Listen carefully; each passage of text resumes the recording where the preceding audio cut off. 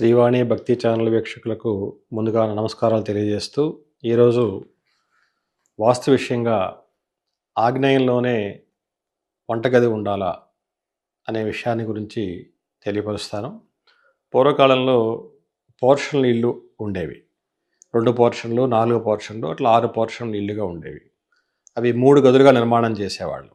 తూర్పు దిశలో నిర్మాణం చేసేటటువంటి పోర్షన్లో పడమర భాగంలో వంటగది, మధ్య భాగంలో నిద్ర, ముందు భాగంలో హాలుగా ఉండేది. ఈ రకంగా నిర్మాణాలు 2 పోర్షన్లని, 4 పోర్షన్లని ఈ నిర్మాణాలు చాలా కాలం కూడా జరిగాయి. కాలానుగుణంగా ప్రస్తుతం ఈ పోర్షన్లు ఇల్లు అనేవి లేకుండా 2 BHK, 3 BHK ఈ రకంగా వాస్తులో మార్పులు చేకూరాయి. జీవన విధానంలో వచ్చిన మార్పుల ద్వారా గృహంలో కూడా అనేక మార్పుల్ని వాస్తు తీసుకొస్తోంది. మూల సూత్రాలు మారకపోయినా కూడా తూర్పు సింహద్వారంగా ఉన్నటువంటి గృహంలో ఆగ్నేయంలో వంటగదిని, అదేవిధంగా ఉత్తర సింహద్వార గృహంలో కూడా ఆగ్నేయంలో వంటగదిని, పడమర సింహద్వారం గృహంలో కూడా ఆగ్నేయ భాగంలోనే వంటగదిని నిర్మాణం చేయడం జరుగుతుంది. మరి దక్షిణంగా సింహద్వారం దక్షిణంగా పెట్టదలిచినప్పుడు ఇక అవకాశం లేనప్పుడు మరి ఈ వంటగది దక్షిణంలో పెడితే ఆగ్నేయ భాగంలో సింహద్వారం వస్తుంది కాబట్టి మరి ఎక్కడ పెట్టాలి ఈ వంటగది అనేటటువంటి ఆలోచన మనకి కలుగుతుంది. దక్షిణ సింహద్వార గృహాలకి వంటగదిని ఆగ్నేయంలో కాకుండా వాయువ్య భాగంలో కూడా పెట్టచ్చు. అది కూడా వాస్తు మనం బెంగళూరు, కర్ణాటక పరిసర ప్రాంతాల్లో నిర్మాణాలని మనం పరిశీలించినప్పుడు దాదాపుగా వారికి వంటగది అనేది వాయువ్య భాగంలోనే ఉంటుంది. అపార్ట్మెంట్లో కానీ, ఇండిపెండెంట్ హౌసెస్లో కానీ చాలా చోట్ల, అదేవిధంగా తమిళనాడు ప్రాంతంలో కూడా వాయువ్య భాగంలోనే వంట ఎక్కువ చేస్తూ ఉంటారు.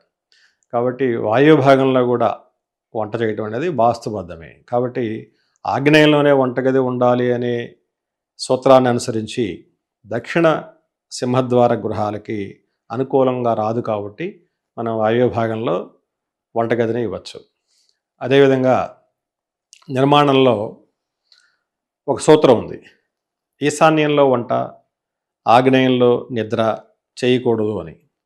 ఈశాన్య భాగం అనేది జలతత్వాన్ని కలిగినటువంటి ఎలిమెంట్ కాబట్టి ఆ ప్రాంతంలో దానికి విరుద్ధమైనటువంటి ఈ ఫైర్ నేచర్ ఉన్నటువంటి వంటగదిని ఈశాన్య భాగంలో చేయొద్దు అంటారు. ఈశాన్య భాగంలో వంటగది ఉన్న నిర్మాణాలు ఆర్థికంగా చాలా నష్టపోయినటువంటి జీవితాలని ప్రత్యక్షంగా చాలా చూడటం జరిగింది. కాబట్టి వంటగది అనేది ఆగ్నేయ భాగంలో కాని పక్షంలో వాయువ్య భాగంలో కానీ, లేదంటే మనం ఒక సింగిల్ పోర్షన్ కానీ, డబల్ పోర్షన్ కానీ రెంట్ పర్పస్గా వేసేటప్పుడు పడమర భాగంలో వేయటం కూడా అనుకూలమే. ఎట్టి పరిస్థితుల్లో కూడా ఈశాన్య భాగంలో వంటగది వేయటం అనేది వాస్తుకి పెద్ద అవరోధం కాబట్టి నిర్మాణకర్తలు పోర్షన్లుగా నిర్మాణం చేసేటటువంటి గృహాల్లో దక్షిణ భాగంలో ఉండే పోర్షన్లో అయితే పడమర భాగంలో వంటగది, దానికి ఉత్తర భాగంలో వేసే పోర్షన్లో కూడా పడమర భాగంలోనే వంటగది, మధ్య గదిని మాత్రం బెడ్రూమ్ గాను, తూర్పు వైపు గదిని మాత్రం హాలుగా నిర్మాణం చేయటం మంచిది.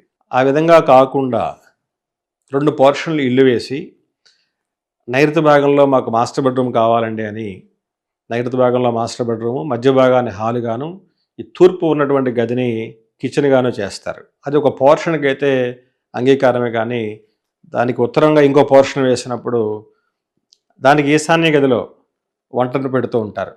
మధ్య గదిలో హాలుగాను, మరి ఆ చివరి గదిని బెడ్రూమ్గాను వాడతారు. ఈ 2 పోర్షన్లు ఇంటికి 2 తూర్పు గదులకి, ఒకటి ఆగ్నేయ భాగంలో వంట పెడితే ఒకటి పూర్తి ఈశాన్య భాగంలో వంట పెట్టినట్టు అవుతుంది. కాబట్టి ఈశాన్యంలో వంట వాస్తుకి పూర్తి విరుద్ధం. కాబట్టి ఇట్లా 2 పోర్షన్లు నిర్మాణం చేసేవారు కూడా మాస్టర్ బెడ్రూమ్ అనేది పడమర భాగంలో కాకుండా పూర్వ సాంప్రదాయంలో ఏ రకంగా అయితే వాస్తుని ఇవ్వడం జరిగిందో పడమర భాగంలో వంట, మధ్య భాగంలో నిద్ర, తూర్పు భాగంలో హాలుగా ఈ విధంగా 2 పోర్షన్ల నిర్మాణం చేసుకోవటం అనేది వాస్తుబద్ధమే. కానీ ఈశాన్య భాగంలో వంట పెట్టడం అనేది వాస్తుకి అది పెద్ద పొరపాటు. కాబట్టి అటువంటి తప్పులు గృహ నిర్మాణకర్తలు, టాపీ మేస్త్రీలు కూడా చేయొద్దని చెప్పి ఈ సందర్భంగా తెలియజేస్తూ ఉన్నా.